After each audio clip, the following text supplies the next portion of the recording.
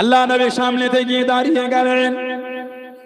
ও যুবকেরা, ও আমার মুরব্বি বাবারা, মায়েরা, বোনেরা, আল্লাহ নবী সাল্লাল্লাহু আলাইহি ওয়াসাল্লামের কাছে দেখি দাঁড়িয়ে গেলেন। আসসালামু আলাইকুম ইয়া রাসূলুল্লাহ, হাবিবাল্লাহ।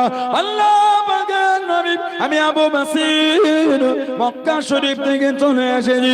ওরা আমাকে বড্ডা মারে, ওরা আমাকে বড্ডা কষ্ট দেয়, শিকল দিয়ে বেঁধে রাখে, বড্ডা কষ্ট দেয়। ইয়া রাসূলুল্লাহ, হাবিবাল্লাহ, আমি আর মক্কা শরীফে যাব না, আমি আর মক্কা শরীফে ফিরবো না, সব রেখে চলে এসেছি, আমি আর মক্কা শরীফে যাব না, বড্ডা কষ্ট দেয়। আল্লাহ নবীর নূরের চক্ষু থেকে টপ টপ করে পানিটা গড়িয়ে গড়িয়ে চলে যায় আল্লাহ নবী কানের।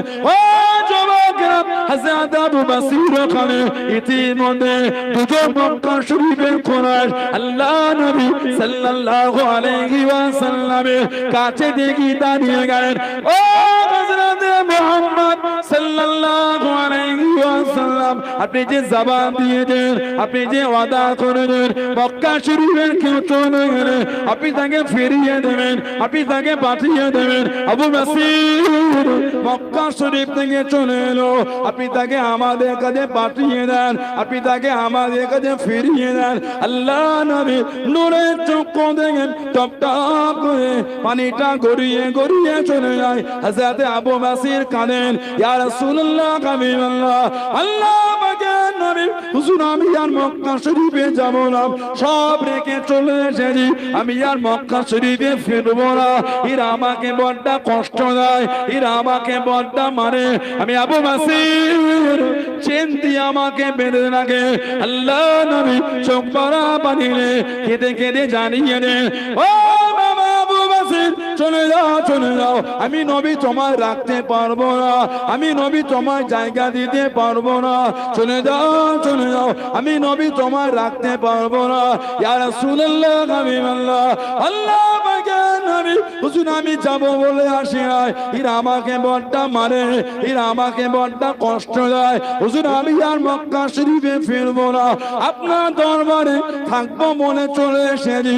আল্লাহ নবী জানিয়ে দেন, ও বাবা আবু বসির, চলে যাও, চলে যাও, আমি নবী ওদের জবান দিয়েছি, আমি নবী ওদের কথা দিয়েছি।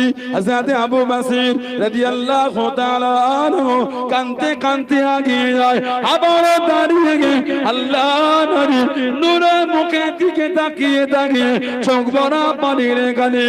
আল্লাহ নবী জানিয়ে দেন, ও বাবা আবু বসির, আমি রাসূলুল্লাহ জানিয়ে দিলাম, একদিন আমি নবী আমার দাওয়াত খানা তুমি পাবে বাবা।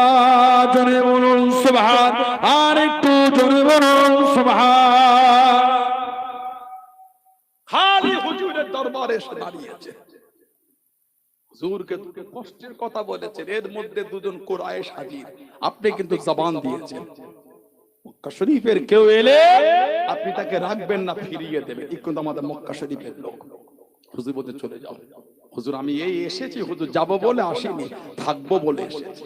হুজুর বলতে রাখতে পারবো না, আমি নবী ওদের জবান দিয়েছি, ইয়া রাসূলুল্লাহ আমাকে পাঠাবেন না, এরা আমাকে বড়টা চেন দিয়ে বেঁধে মারে। নবী বলছে, বাবা আবু বসির আমি রাখতে পারবো না। হুজুরের নূরের চোখ দিয়ে পানি চলছে, আবু বসির হুজুরের চোখ দিয়ে পানি চলছে।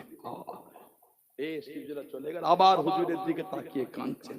হুজুর আবার বলছে, আবু বসির চলে যাও বাবা, আমি তোমায় ডাকতে পারবো না, তবে আমি নবী তোমায় বলে দিলাম একটা দিন এমন আসবে, সেদিন আমার দাওয়াত কিন্তু তোমার কাছে গিয়ে পৌঁছে যাবে। জোরে বলুন না, আর একটু জোরে বলা গেল না।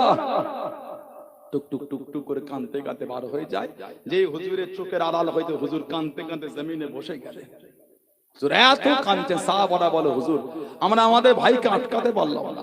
হুজুর কাঁদছেন আর বলছেন, আমি নবী তো জবান দিয়েছি, আমি তো ওয়াদার খেলাফ করতে পারবো না। কিছুটা গিয়ে তিনজন বসে একটু রেস্ট নেন, কিতাব এসেছে, দুজন কাফের বজায়, আবু বসির যেই নবীকে ভালোবেসে এত কষ্ট করে চলে এলি, সেই নবীও তোকে জায়গা দিল না। যাকে ভালোবেসে এলি, সেই নবীও তোকে ভালোবাসাতে জায়গা দিয়ে রাখলো না। চোখ ভরা পানি লেবো যে কাফের আর বেদিন, হুজুরের উপর যে ভালোবাসাটা আমার ছিল, ওই ভালোবাসাটা আমার আরো বেড়ে গেল। জোরে বলে, আর একটু জোরে বলা গেল না কেন? হুজুর আমার এত কষ্ট দেখেছে, কিন্তু হুজুর হুজুরের ওয়াদা ভঙ্গ করে না। হুজুর তো তোদের জবান দিয়েছে, আল্লাহ নবী আমার এত কষ্ট দেখলো, ওয়াদার ভঙ্গ করে না। হুজুরের উপর যা ভালোবাসা ছিল বেড়ে গেছে। দুজন ব্যাগ থেকে খাজুর বার করে খাচ্ছে, উনি গল্প করতে করতে বলে, তোমাদের তলোয়ারটা কত সুন্দর, দেবে একটু দেখবো। তলোয়ারটা হাতে নিয়েছে, দেখতে দেখতে সুযোগ বুঝে দুজনের মধ্যে একজনকে জাহান্নামে পাঠিয়ে দিয়েছে, আর একজন ওখান থেকে ছুটে বার হয়ে গেছে। হুজুর উঠে দাঁড়ালেন, মক্কা শরীফে গেলেন, মদিনা শরীফে তাকিয়ে খালি কাঁদছেন আর বলছেন, আমি যদি আবার যাই হুজুর তো আমাকে আবার ফিরিয়ে দেবে।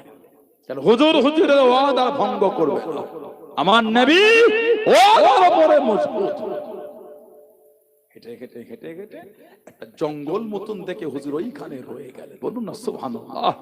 গাছের পাতা ছিঁড়ে ছিঁড়ে খেতেন, আহা, গাছে পাতা ছিঁড়ে ছিঁড়ে খেতেন। এই খবরটা চতুর্দিকে ছড়িয়ে গেল।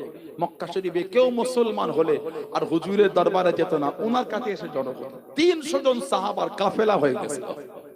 বলে রাতের অন্ধকারে টুকটুক টুকটুক করে ওই পাহাড়ের চূড়ায় উঠে মদিনা শরীফের দিকে তাকাতেন আর কাঁদতেন, আল্লাহ এখনো কি আপনার হাবিবের ডাকের সময় হলো না? আহা, আল্লাহ আমি আবু বাসির আপনার হাবিবের ডাকের অপেক্ষায় আছি। আল্লাহ এখনো কি হুজুরের আমাকে পয়গাম পাঠাবার সময় হলো না? আল্লাহ আবার সকাল হলে নেমে আসতে, সারাদিন থাকতে, গাছের পাতা খেতে, আবার রাত হলে উঠে গিয়ে কাঁদতেন। সারা রাত খালি চোখ ভরা পানি দিয়ে কাঁদতেন, বলতে আল্লাহ এখনো কি হুজুরের আমার কাছে ডাকের সময় হলো না?